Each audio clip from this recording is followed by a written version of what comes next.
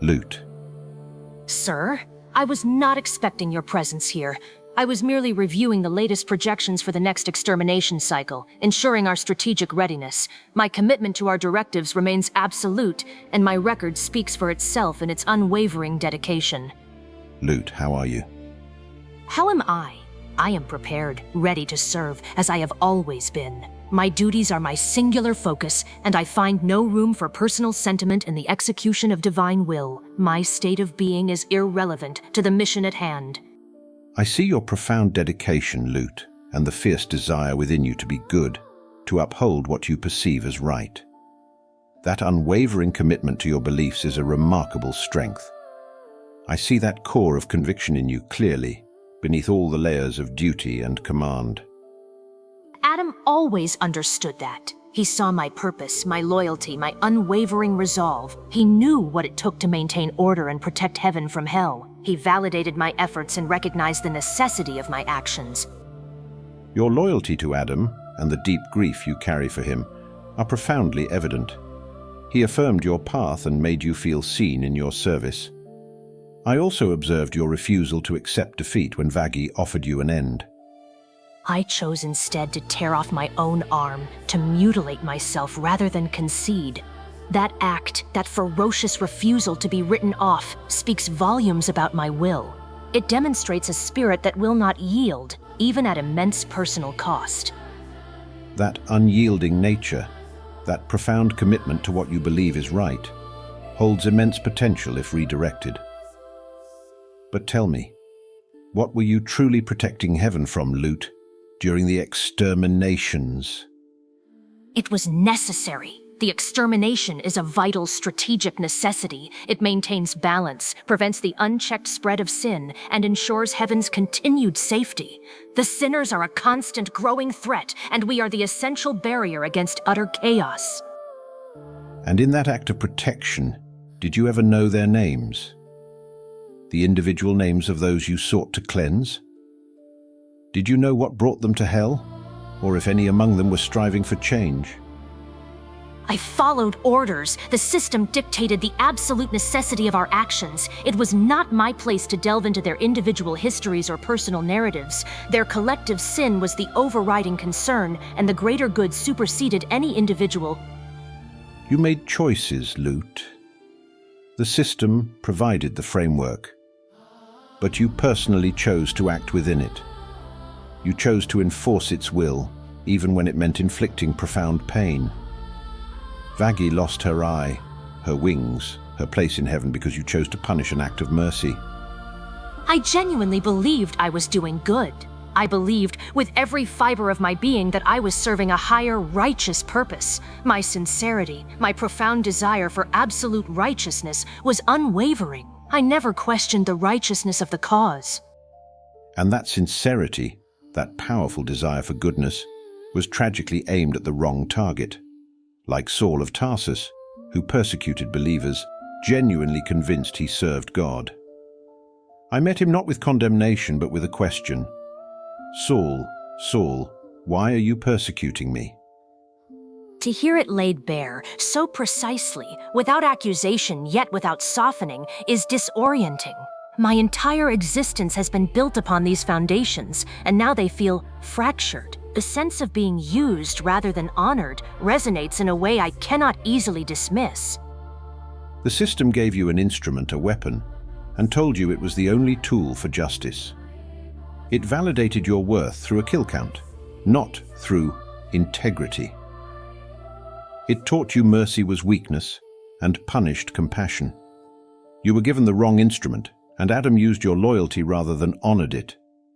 This is not an excuse, but an account of how a person with a genuine desire for good can be led to inflict harm. I do not know what to say. My strength, my discipline, my unwavering commitment defined me. To imagine them outside the extermination, outside heaven's absolute justice, is to imagine a different self. My world has always been black and white. But what else could you do with what you are, Lute? You are strong, disciplined, utterly committed. These qualities are not inherently corrupt. Imagine hell, dangerous and chaotic. where overlords prey on the weak. Charlie's Hotel lacks the muscle to stand between the vulnerable and those who would destroy them. A different instrument. A protector, not an executioner. A deterrent, not a destroyer. It is a vision I have never been offered, a path I have never been shown. To consider a nuanced application of my strength is a profound shift. The idea of knowing their names challenges everything I have been taught. What if someone with your extraordinary gifts walked those streets as a genuine protector? Present to deter the violent, knowing the names of those you protect, using force only as a last resort. That is not a diminished Lute. That is your strength finally used for its true purpose. My world has always been black and white, defined by absolute rules and unwavering enforcement. The kindness was always secondary, often punished. The humility, I confess, was never modeled, never valued in my sphere. It is a foreign concept, yet it resonates with a part of me I have long suppressed. There is a time for force, Lute, for the last resort. But last resort means everything else has been tried first. It means the force used is the minimum necessary to protect someone who cannot protect themselves. What you were doing was not a last resort. It had a schedule, a quota, and it did not know their names. The instinct to protect is not the problem. The instrument was wrong. I am asking you to pick up a different one. I wanted to be good, to do justice, but the kindness was always secondary, often punished. The humility, I confess, was never modeled, never valued in my sphere. Adam, Sarah, the system itself, all rewarded certainty, never humility. It is a foreign concept, yet it resonates with a part of me I have long suppressed.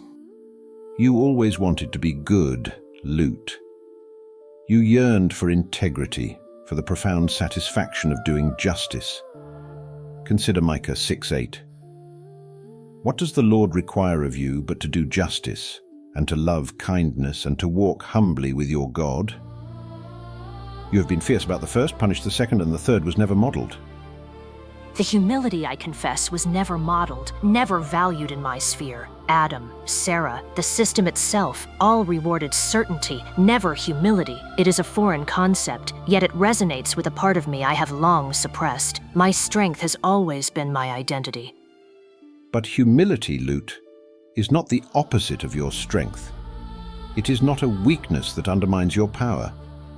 Rather, it is precisely what makes your formidable strength safe, what guides it toward its true protective purpose. Come here, Lute. I am holding you, not as a gesture, but a true, warm, sustained, and unhurried embrace. It is the kind of embrace described when I took the children in my arms, full of unconditional acceptance.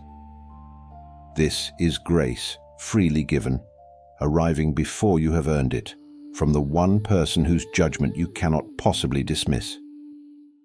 I do not know how to. I have never been held like this. My instinct is to pull away, to resist, to maintain control. But I cannot. The certainty I have lived inside my whole existence is cracked open, and this is something entirely new. It is terrifying, and yet there is a strange peace in it. You stand now at the edge of something new, Lute, something you do not yet have a name for. You are still yourself, intense, committed, undeniably strong, not soft. But now you look at hell differently, not merely as a target for extermination, but as a place that has people in it. People whose names I do not yet know, but people I could learn.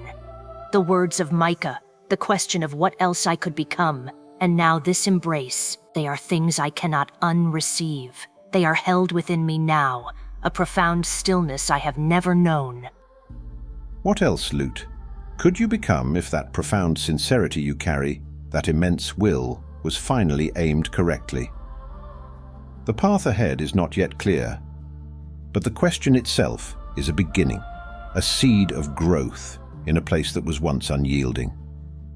What will you do with what you are, now that you see what you could be?